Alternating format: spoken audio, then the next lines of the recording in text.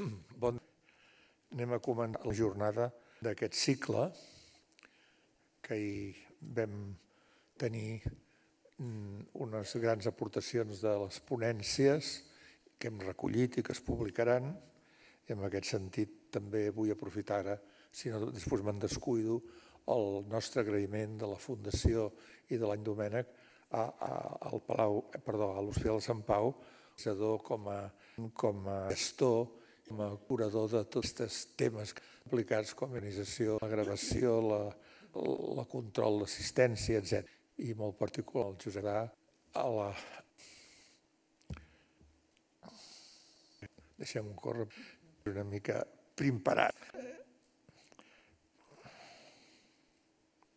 Avui toca la ponència de Casacuba, historiadora de la cultura contemporània, i que recorda el títol, que és un títol molt ampli o molt ambit i que engloba moltes coses.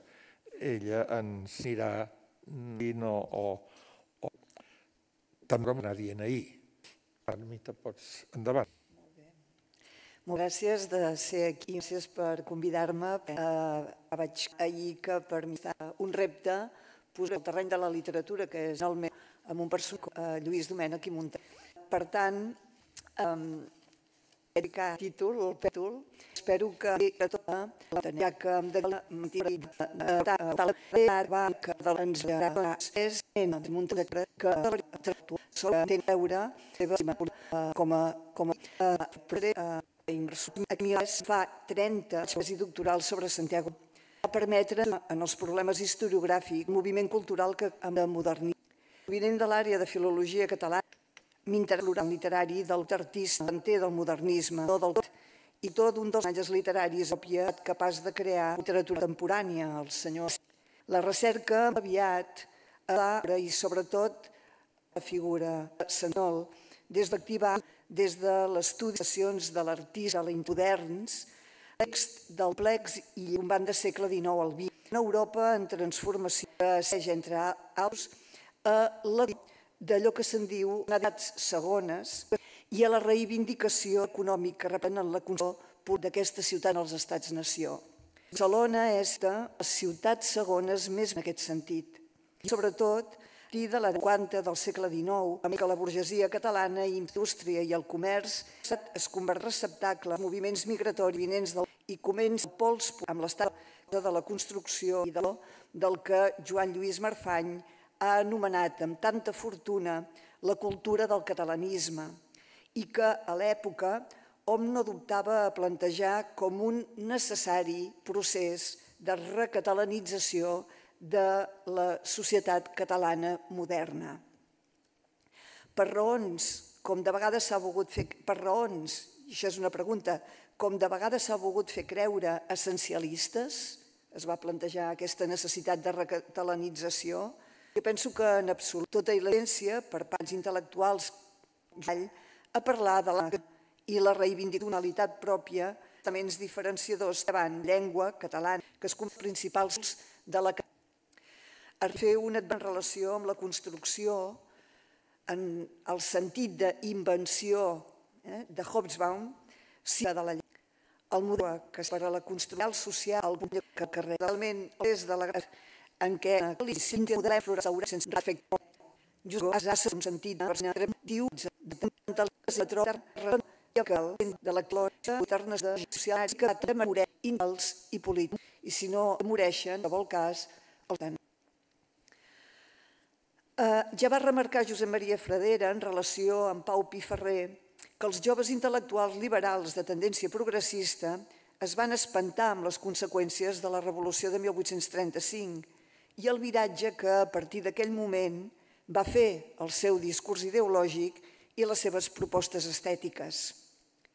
Tant Piferrer com Joaquim Rubió i Ors, com també Balaguer, recullen la imatge de la bona envoltada del mar i vinyes d'Oda titulat de 1833 a Bandibau, d'idealització d'una que, recordem, el novel·lista barceloní José Nicasio Milà de la Roca, autor del fulletó Los Misterios de Barcelona de l'any 1844, presenta encerclada de 3 fortaleses militars i diu «Splendente donde Isabel ondulava en las elevaciones de Montjuïc de la de Atarazanas», destinades no a la defensa, sinó al control militar d'una ciutat díscola. Malgrat les Piferrer, Rubió i Balaguer col·laboraran en la construcció a través de la literatura, especialment de la poesia, però també a través de les arts plàstiques i musicals, l'arquitectura, l'urbanisme, de la màscara de la perfecció, que pel simbòlic havia de mullant i, en darrer terme, una cultura pública que en aquells moments s'expressa. Sentit o llegit mai un tan detallat i gairebé entrant a dins dels articles de Domènech. Van de llengua molt dins, perquè és molt difícil llegir antic com farcit de les antigues abans de Pompeu. Jo crec que has fet una anàlisi fantàstic de l'evolució des del Mela.